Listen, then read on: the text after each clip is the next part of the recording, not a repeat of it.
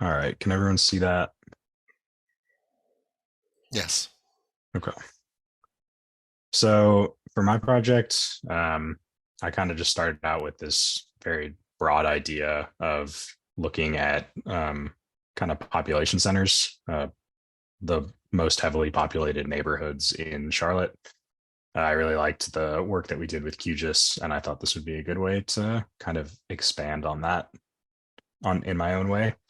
Um, So I didn't really know what I wanted to do with it. I didn't know what I was looking for, but I wanted to kind of isolate the residents listed in heavily populated areas, put those into Tableau, and kind of see what trends popped up from that data. Um, and so, as far as computational thinking goes, I think this project definitely incorporates manipulating, analyzing, and visualizing data. It also works with choosing effective computational tools and kind of understanding how those tools fit together and looking at trends throughout the data system. So I included some background for each of the tools I used. I used OpenRefine to clean the data initially. I used QGIS and then eventually Tableau. And I won't go through these because we all know how all of these work by now. Um, so unlike Sam's project, I did not have the foresight to think that someone else did the geocoding of the address data first. So my first step was to kind of clean up the address column into a format that I could load it into a geocoding tool myself and get latitude and longitude coordinates for each of these residents to be able to plot on QGIS. So my first step, um, I noticed I kind of isolated all of the address or all the residents that had address fields that weren't addresses. There were a lot of fields that just like didn't have any numbers in them. And so I just wanted to get rid of those because I knew those wouldn't be correctly identified. And then I took one step further and did similar to what Alyssa did in the previous project. I kind of isolated the type of residence out to the side and took away these preceding characters like H or BDS or RMS. And I had to go in and alter a few myself, but eventually I ended up with a spreadsheet of around 12,300 rows of residents that all had addresses that looked like real addresses.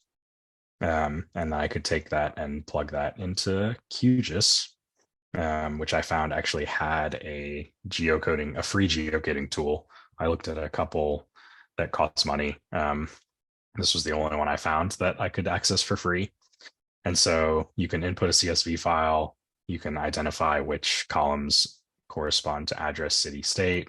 I actually added two columns and just used Charlotte, North Carolina for city and state just to make sure that it was looking at the correct area. And then I ran this program. Um, I chose OpenStreetMap. That was the free option. And it took about 8 hours to run through the entire spreadsheet that I submitted of around 12,000 people. And it only came back with around 2,500 residents. If I'm remembering correctly, Sam's, I think yours had around 5,000.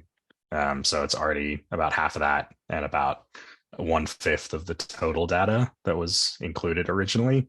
So it's just important to remember that this project is only looking at a very small subset. I think for the sake of what I'm looking for, which is just general trends, it can be kind of used as a random sampling technique. But the observations should absolutely not be taken as concluding information about any of this data. So I ended up with a map looking like this, and immediately identified, three major centers of people. Obviously, there are a ton down here in the South End, Dilworth area. Um, so that was one area I worked with. And then in this uptown area, third and fourth ward, I kind of collected all of these people together. And then over here in the Belmont region, that was the third group I worked with. So I went through, I took this giant spreadsheet of all these people and kind of made zones based on latitude and longitude, like minimum and maximum, and made three individual spreadsheets based on each of these residential areas. There were about 450 residents in the South End area, about 400 residents in Uptown, and about 150 residents in Belmont. And so then I plugged those three worksheets into Tableau, and see if I can run this.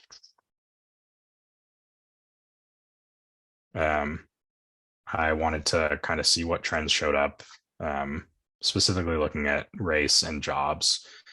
And first, I decided to do a breakdown of the entire 15,000 resident spreadsheet, just to kind of act as a comparison. So I have the racial breakdown. You can see it's about a third Black and 2/3 white here. I have the most popular jobs over the entire directory. So we have laborer, clerk, mill worker, carpenter, etc. And then if you split those up even further, the most popular jobs among white residents, you have clerk, mill worker, carpenter, etc. And Black residents over here on the right. The most popular is laborer, driver, porter, etc. So I kind of broke down the similar data in each of these neighborhoods. And I came to some interesting findings. So the first one was generally by race. This is the racial breakdown of the South End area.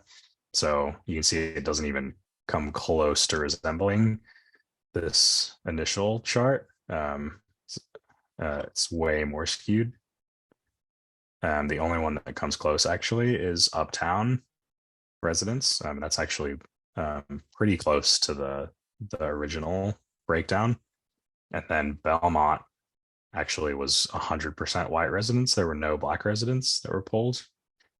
And so looking at the job breakdowns of each of these neighborhoods, you kind of get similar results split up. So this was a majority white neighborhood, so they're heavy skew in towards jobs that white people held.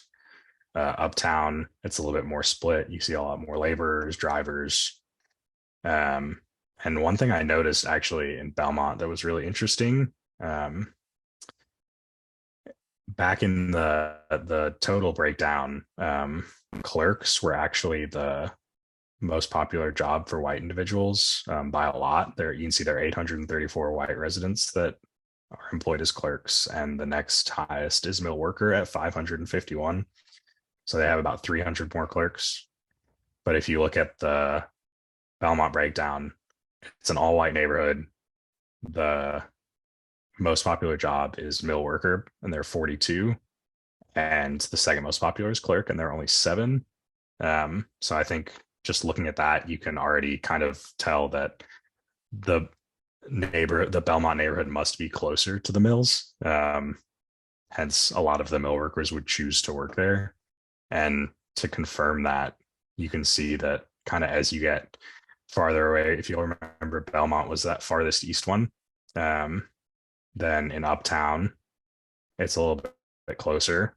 Mill workers and clerks, there are definitely more representation of clerks. And then as you get farther west and into South End, you have clerks back on top, and there aren't even any mill workers over here represented. There's such a small number that they're down in here somewhere. So I thought that was really cool. I didn't know what to expect going into this, what I would find, but I thought that was a very cool piece of information, that you can kind of tell that without necessarily looking at a map of where the mills were in Charlotte. Just by looking at this, you can tell that they were probably over on that east side, closer to where Belmont was. And another thing, actually going off what Sarah said about archival silence, I think the lack of data is kind of interesting. Going back to, sorry to be clicking around a lot, but going back to these racial breakdown charts, you can see that all these neighborhoods are like pretty skewed towards white residents, whereas the total breakdown was again about a third Black. So all these 3 neighborhoods are much more skewed towards white residents than this entire breakdown is. And that leads me to believe that there are obviously neighborhoods that aren't represented in this study that were overwhelmingly Black to make up for that skew. And it made me think, I wonder why the geocoding tool necessarily didn't pick up on those addresses. It actually, so it spits out a CSV file that um, contains all the addresses that failed, and just kind of looking through to the naked eye, there's no really discerning a difference between the format. They all look like real addresses. And so it kind of made me think that maybe the address data for Black residents was, there was maybe less of a concern of how accurately it was represented. I don't think that I like to run the data through different geocoding tools. And yeah, I don't know, maybe some non-free ones would do a much better job. I don't know. That's the hope. Um, so yeah, I already kind of talked about these limitations. I kind of realized a little late that I didn't go through Open Refine and clean up the job fields. There were a lot of kind of one-off, two-off fields that should have been lumped in with another job. They were just spelled a little differently. I figured for the sake of just seeing general trends, that wasn't a step that I necessarily needed to take, because you could still get a general sense of all of that data.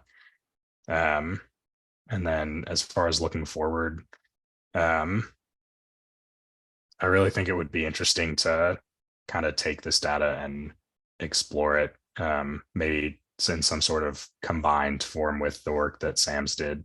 I know he talked about kind of looking at socioeconomic impacts of renewal projects. And I think that it would be interesting, like kind of incorporating this job breakdown and expanding on it a little bit more to be able to really see that.